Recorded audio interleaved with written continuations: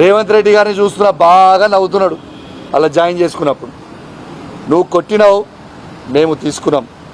మేము కొట్టినప్పుడు నువ్వు లేవకుండా కూడా అవుతావని చెప్పి సందర్భంగా నీకు కూడా తెలియజేస్తూ ఉన్నాం. ఇలా ఒక సింహం ఒక అడుగు ఎనికేసిందంటే 4 అడుగులు ముందలకి దుంకడానికి ఇది మర్చిపోకు అని చెప్పి సందర్భంగా తెలియజేస్తూ ఉన్నాను. ఇంకా మాట్లాడుతూ ఉన్నాడు, మొన్న మేము గేటులు తెరిచినాం మొత్తం వస్తున్నారని. బిడ్డ నువ్వు గేటులు తెరిచినావు, మేము ఇంకా గేటులు తెరవలే. ఇక మేము గేటులు తెరిచిన రోజు మీరు మొత్తం భూస్థాపితం అవుతారు. తస్మాత్ జాగ్రత్త. నోరున్నదని ఇష్టం ఉన్నట్టు మాట్లాడడం కూడా మంచి పద్ధతి కాదని చెప్పి సందర్భంగా తెలియజేస్తూ సెలవు తీసుకుంటా ఉన్నాను. జై తెలంగాణ, జై కేసీఆర్.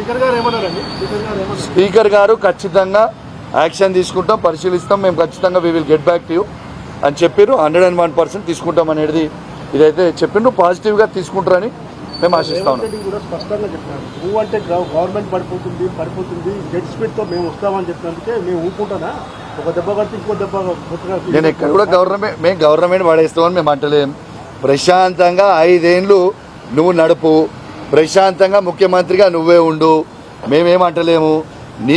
మేమనే కాదు, నల్గొండ బాంబులో ఖమ్మం బాంబులో వాళ్ళ దాంట్లో వాళ్ళే వేల్చుకుంటారు కావచ్చు. మేము మాత్రం మా పక్షాన మాత్రం మా బీఆర్ఎస్ పార్టీ పక్షాన మాత్రం మీ నిండుగా 5 ఏళ్ళు ఉండాలని మేము మనస్ఫూర్తిగా కోరుకుంటున్నాం.